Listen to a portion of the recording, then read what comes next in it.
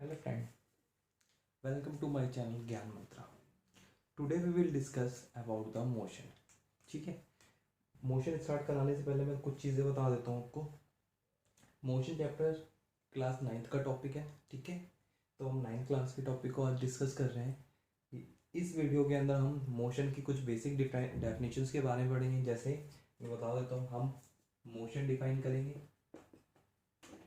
Rest define करेंगे, type of motions की बात करेंगे. ठीक है. And then type of motion हो गया, क्वांटिटी, फिजिकल क्वांटिटीज की बात करेंगे. ठीक है, जिसमें आपका स्केलर एंड वेक्टर आएगा. ठीक है. एंड देन हम बात करेंगे इसके अंदर आपका डिस्टेंस की एंड डिस्प्लेसमेंट की.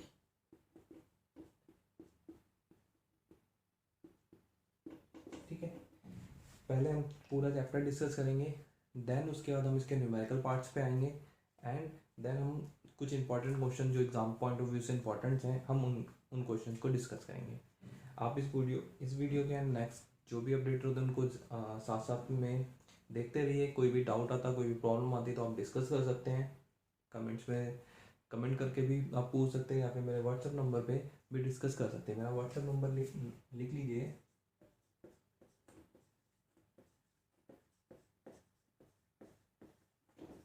कोई भी प्रॉब्लम होती है तो आप इस नंबर से मुझे कांटेक्ट कर सकते हैं. ठीक है. तो चलो हम स्टार्ट करते हैं मोशन से कि मोशन होता क्या है, किस चीज़ को हम मोशन कहते हैं, कब मोशन है कब मोशन नहीं है. ये चीज़ें हम सबसे पहले डिफाइन कर देते हैं. ठीक है.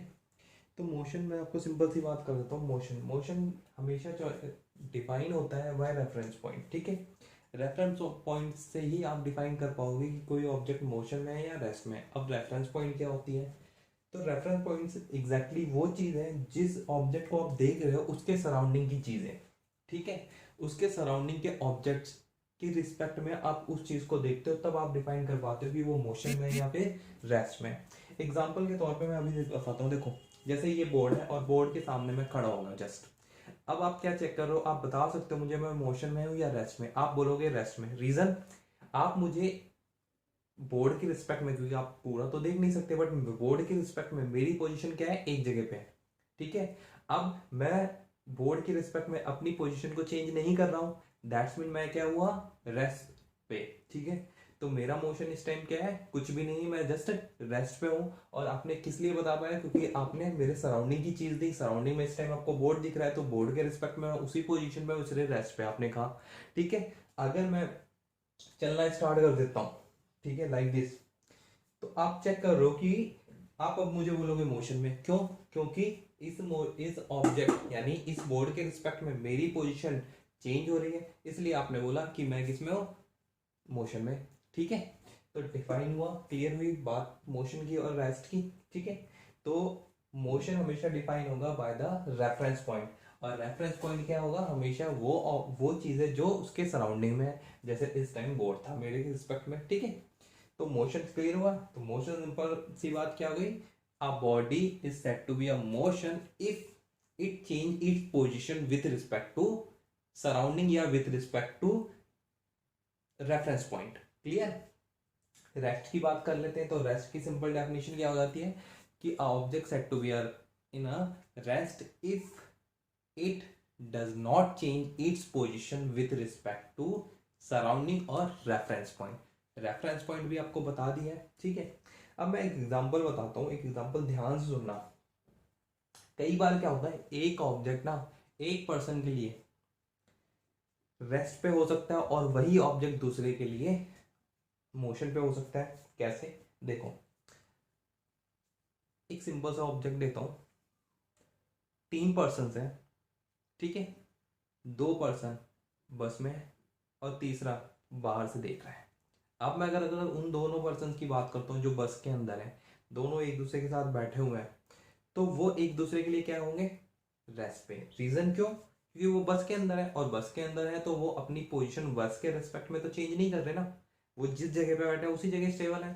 तो इसलिए वो दोनों क्या हुए आपस में रेस्ट पे। लेकिन अगर थर्ड पर्सन जो बाहर पे देख रहा है और बस चल रही है, तो बस क्या अपनी पोजीशन को टाइम के साथ चेंज करेगी, तो इसलिए उस पर्सन के लिए वो दोनों क्या हुए मोशन में। ठीक है, क्लियर हुई। जैसे अभी मैं एक और बात एक और एग्जांपल ले सकते हैं। जैसे मैं अभी यहाँ पे जस्ट खड़ा हूँ, लेकिन अगर मैं कहता हूँ कि मैं क्या हूँ रेस्ट पे, अगर आप रेफरेंस पॉइंट चेंज करोगे तो मे बी मैं मोशन में हो जाऊँ।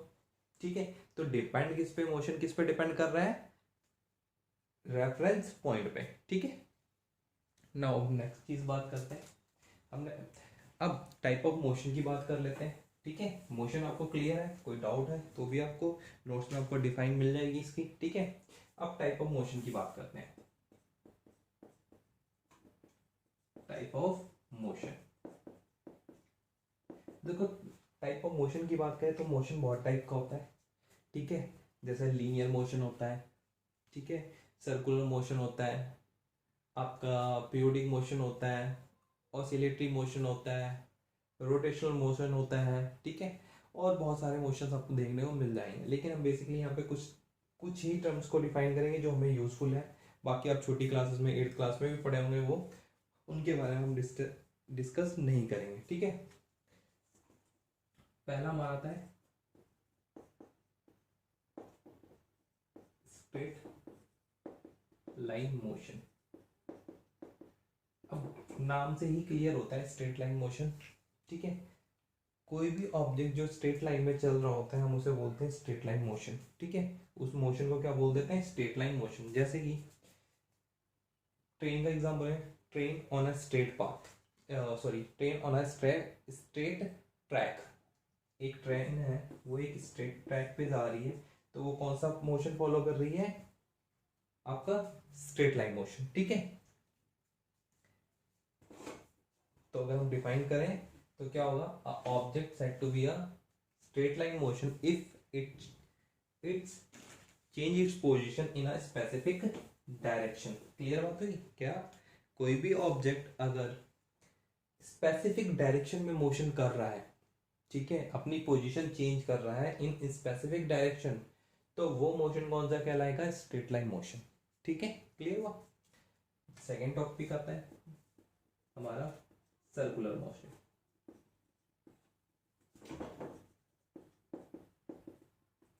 अब सर्कुलर मोशन की बात कर लेते हैं। तो सर्कुलर मोशन क्या है कि सर्कुलर मोशन हमेशा ऑब्जेक्ट तब करता है जब वो एक सर्कुलर पाथ को फॉलो कर रहा हो या पार्ट ऑफ सर्कल को फॉलो कर रहा हो। जैसे कि ये एक सर्कुलर पाथ है, ठीक है, एक ऑब्जेक्ट यहाँ से चला, ठीक है, और वो इस पे घूमता है, तो ये मोशन कौन सा कहलाएगा, सर्कुलर मोशन। एक तो डेफिनेशन इसकी डिफाइन ये बन जाती है इसकी कि object said to be a circular motion if it travel on a circular path. ठीक है, दूसरा object is said to be a circular motion if it change its position every instant of time. ठीक है, क्या कहते हैं, अगर कोई ऑब्जेक्ट हर एक टाइम पे अपनी डायरेक्शन को चेंज करता आता है सर्कुलर पाथ में, तो वो कौन सा मोशन रहेगा, सर्कुलर मोशन। जैसे कि देखो स्पेसिफिक क्यों कर रहा हूँ डायरेक्शन, क्योंकि यहाँ पे जब ऑब्जेक्ट है तो उसकी डायरेक्शन ये है, वो यहाँ पे जाएगा तो यहाँ पे, फिर यहाँ पे आया तो इस तरफ, फिर यहाँ पे आया तो इस तरफ, फिर यहाँ पे आया तो इस तरफ, यानी हर एक पॉइंट पे आप सर्कल के अगर उस ऑब्जेक्ट का डायरेक्शन देखते हो तो वो चेंज हो रही है। तो इसलिए हम कह सकते हैं कि सर्कुलर मोशन में ऑब्जेक्ट हर एक टाइम पे अपनी डायरेक्शन को चेंज कर लेता है। ठीक है, नेक्स्ट आता है रोटेशनल मोशन। अब याद रखना सर्कुलर मोशन और रोटेशनल मोशन में एक फर्क होता है, बेसिक डिफरेंस होता है। क्या, देखो सर्कुलर मोशन में ऑब्जेक्ट जो होता है वो सर्कुलर पाथ को फॉलो करता है, लेकिन रोटेशनल मोशन के अंदर नेक्स्ट टाइप है हमारी रोटेशनल मोशन। अब रोटेशनल मोशन के अंदर ऑब्जेक्ट जो है ना वो ऑन द एक्सिस रोटेट करता है, रिमेंबर ऑन द एक्सिस। ठीक है, सर्कुलर पाथ में वो एक्सिस के अराउंड रोटेट नहीं कर रहा है, वो स्पेसिफिक पाथ को फॉलो कर रहा होता है जो सर्कुलर होता है, यानी एक सेंटर से स्पेसिफिक डिस्टेंस है उसी के अराउंड वो घूमता है, तो वो सर्कुलर मोशन कहलाएगा। लेकिन अगर कोई ऑब्जेक्ट किसी एक्सिस के अराउंड रोटेट करता है, ठीक है, तो उसे हम रोटेशनल मोशन कहते हैं। एग्जाम्पल के तौर पे आप फैन देख सकते हो, ये फैन क्या करता है, रोटेशनल मोशन कर रहा है, ठीक है, क्योंकि वो अपनी एक्सिस के अराउंड रोटेट करता है, ठीक है। एग्जाम्पल ले सकते हो आप अर्थ का अपने एक्सिस पे रोटेशन, ठीक है, तो ये भी एक एग्जांपल है रोटेशनल मोशन का। पीरियोडिक मोशन नेक्स्ट टाइप आता है आपका पीरियोडिक मोशन। पीरियोडिक मोशन में क्या होता है, ऑब्जेक्ट अपनी मीन पोजीशन के रिस्पेक्ट में, पीरियोडिक मोशन या ऑसिलेटरी मोशन भी कह देते हैं इसे, क्या होता है कि ऑब्जेक्ट अपनी स्पेसिफिक मीन पोजीशन के रिस्पेक्ट में अपनी पोजीशन को चेंज करता है। जैसे ये कि यहाँ से इस तरफ जाएगा, फिर इस तरफ, फिर इस तरफ, फिर इस तरफ, ये अपनी पोजीशन मीन पोजीशन के रिस्पेक्ट में हमेशा घूमता रहता है। जैसे ये मान लेते हैं ये यहाँ से यहाँ गया, फिर यहाँ आया, फिर यहाँ गया, ठीक है, तो इसे क्या बोलते हैं, पीरियोडिक मोशन। पीरियोडिक मोशन कह सकते हो या ऑसिलेटरी मोशन भी कह सकते हैं, ठीक है। तो ये स्पेसिफिक टाइम पीरियड में अपने मोशन को रिपीट करता है, इसलिए हम इसे पीरियोडिक मोशन कहते हैं, ठीक है। और ये जो मोशन होगा इसे टू एंड फ्रो बोला जाता है, टू एंड फ्रो, ठीक है। तो रोटेशनल मोशन और पीरियोडिक मोशन भी आपको समझ आ गया होगा आई थिंक, ठीक है। अब इसके बाद की बात हम करते हैं क्वांटिटीज की। कौन सी quantity, physical and physical quantity and क्या होती है। देखो फिजिकल क्वांटिटी अभी तक आपने 8th क्लास तक में, जहां तक है आपने 8th क्लास में सिर्फ यही पढ़ा था कि क्वांटिटी होती है मीटर सेंटीमीटर में है, डिस्टेंस है, स्पीड है, जो भी पढ़ते थे जस्ट इनफ, लेकिन उसके बारे में ज़्यादा डिटेल नहीं। अब हम पढ़ेंगे दो चीज़ें कि जो भी क्वांटिटीज़ हैं वो दो टाइप की होती हैं, स्केलर और वेक्टर। अब ध्यान रखना है स्केलर और वेक्टर में फ़र्क क्या होता है। देखो स्केलर क्वांटिटी होती है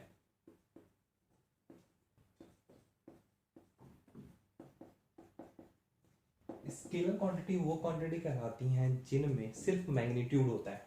क्या होता है, सिर्फ मैग्नीट्यूड होता है। अब मैग्नीट्यूड का मतलब समझ लेना होता है क्या है। जैसे कि मैं बोलता हूँ कि मैं 50 किलोमीटर चला, ठीक है, मैंने क्या बोला कि मैं 50 किलोमीटर यानी 50 किलोमीटर चला। जो कितना चला क्या है, 50 किलोमीटर, तो ये मैग्नीट्यूड हो गया। मैग्नीट्यूड मतलब क्वांटिटी की बात कर रहा है, कितना, ठीक है, 10 kg, 50 kg, ठीक है, 50 किलोमीटर, 100 किलोमीटर, ये जो भी क्वांटिटी है वो क्या कहलाता है, मैग्नीट्यूड, ठीक है। तो स्केलर क्वांटिटी हमेशा सिर्फ मैग्नीट्यूड बताता है, ठीक है। और इसके बाद आता है हमारा vector. Vector quantity, vector quantity जो होती है ना वो हमें magnitude as well as direction दोनों बताती है। उसमें आपको क्या मिलेगा, उस क्वांटिटी के अंदर मैग्नीट्यूड एंड डायरेक्शन, ठीक है। यहाँ पे आपको क्या मिलेगा, मैग्नीट्यूड एंड डायरेक्शन। अब कैसे, अगर मैं बोलता हूँ कि मैं 15 kilometre in the east move किया, कि मैं 50 किलोमीटर ईस्ट डायरेक्शन में गया, तो यहाँ पे मैग्नीट्यूड कितना चला ये भी बताया और किस डायरेक्शन में चला ये भी बताया। तो यहाँ पे मैग्नीट्यूड और डायरेक्शन दोनों बता दी, इसलिए वो क्वांटिटी कौन सी कहलाएगी, वेक्टर। स्केलर क्वांटिटी जो है वो स्पीड है, डिस्टेंस है।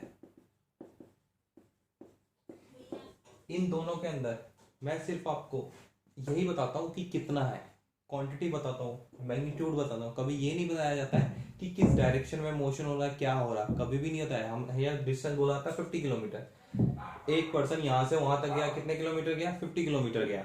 स्पीड कितनी है गाड़ी की, 50 किलोमीटर पर आवर, किस डायरेक्शन में ये नहीं बताते। तो इसलिए ये दोनों क्या हो गई, कौन सी क्वांटिटी हुई आपकी, स्केलर क्वांटिटी। और वेक्टर क्वांटिटी की बात करें तो वेक्टर क्वांटिटी जो है आपकी वो है डिस्प्लेसमेंट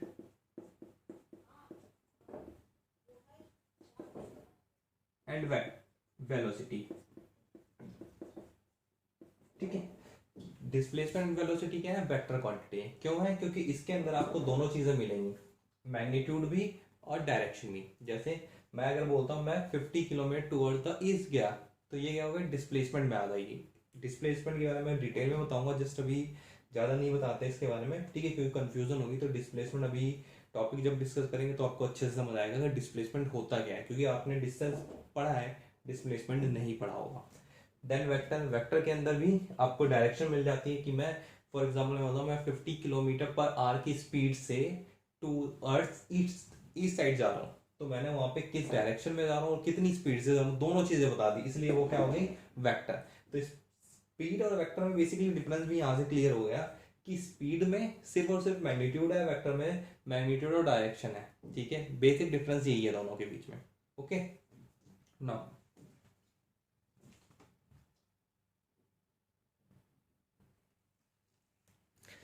इसके बाद हम बात करते हैं डिस्टेंस की। अब डिस्टेंस एंड डिस्प्लेसमेंट की बात कर लेते हैं।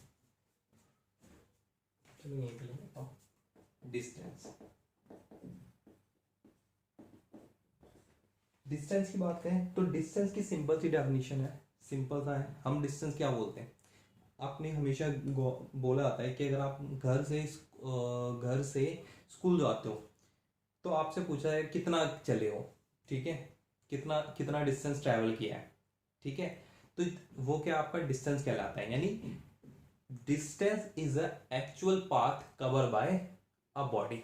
ठीक है, एक ऑब्जेक्ट के द्वारा कितना डिस्टेंस ट्रैवल किया जाता है टोटल, वो डिस्टेंस कहलाता है। एग्जाम्पल के तौर पे आप देख सकते हो कि एक ऑब्जेक्ट ए है जो यहां से इधर गया, फिर यहां से यहां आया, या फिर यहां से यहां तक बी पॉइंट तक गया, और बी पॉइंट से फिर वापस सी पॉइंट तक आ गया।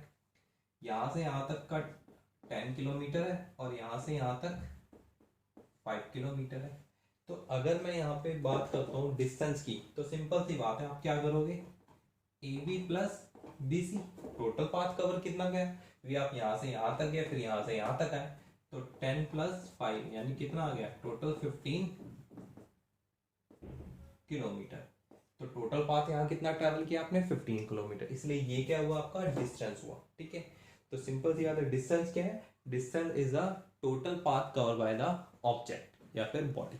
ठीक है, अब यहाँ पे मैंने कोई भी स्पेसिफिक डायरेक्शन नहीं बताई, तो ये इसलिए क्या है, स्केलर क्वांटिटी हुई और इसलिए ये डिस्टेंस भी है। अब आते हैं हम डिस्प्लेसमेंट की बात। तो डिस्प्लेसमेंट की बात करते हैं, तो डिस्प्लेसमेंट जो होती है ना, वो शॉर्टेस्ट डिस्टेंस होता है बिटवीन द टू पॉइंट्स। ठीक है, दोनों दो पॉइंट्स के बीच का जो सबसे छोटा, ठीक है, पाथ होगा वो आपका डिस्प्लेसमेंट कहलाता है। ठीक है, जैसे कि या फिर difference of initial and final, यहाँ पे ऑब्जेक्ट है, यहां से यहां गया और यहां से यहां आया, तो एग्जैक्टली ये बचा, तो ये क्या हुआ आपका डिस्प्लेसमेंट हुई, यानी total change in mean position. ठीक है, total change in mean position, mean position मतलब एग्जैक्टली यहां पे था ना, और फाइनली वो यहां पे आया, तो इन दोनों के बीच का डिस्टेंस जो है वो डिस्प्लेसमेंट कहलाएगा। क्लियर हुई बात, डिस्प्लेसमेंट इनिशियल और फाइनल के बीच का जो डिफरेंस है वो होता है। अब यहां से देखो, यहां अगर ये टोटल डिस्टेंस यहां से यहां तक का डिस्टेंस जो भी होगा वो आपका क्या कहलाएगा, डिस्प्लेसमेंट कहलाएगा। ठीक है, तो यहाँ पे आपका डिस्प्लेसमेंट कितना हो जाएगा, अगर ये 5 है ये 10 है, तो यहां से यहां तक का कितना हुआ 5, तो 5 किलोमीटर आपका डिस्प्लेसमेंट हो जाएगा डायरेक्शन के साथ। ठीक है, तो बात क्लियर हुई यहाँ तक। ठीक है, हमने इसमें डिस्प्लेसमेंट की बात की है। नेक्स्ट वीडियोस में हम इसके बारे में डिस्टेंस और डिस्प्लेसमेंट में डिफरेंस, स्केलर एंड वेक्टर में डिफरेंस, और आपका स्पीड एंड वेलोसिटी में डिफरेंस देखेंगे। ठीक है, इसके अलावा बाकी जो टॉपिक है यूनिफॉर्म नॉन यूनिफॉर्म ग्राफ्स का डिस्कशन करेंगे। ठीक है, तो आज की वीडियो यही, इसको अच्छे से आप समझते हैं, देखें, लाइक करें, सब्सक्राइब करें, फ्रेंड को शेयर करें। ठीक है, आपको बहुत जल्दी इसके नोट्स भी मिलना स्टार्ट कर देंगे। ठीक है, thank you for watching my video, please like, subscribe and share. Thank you so much.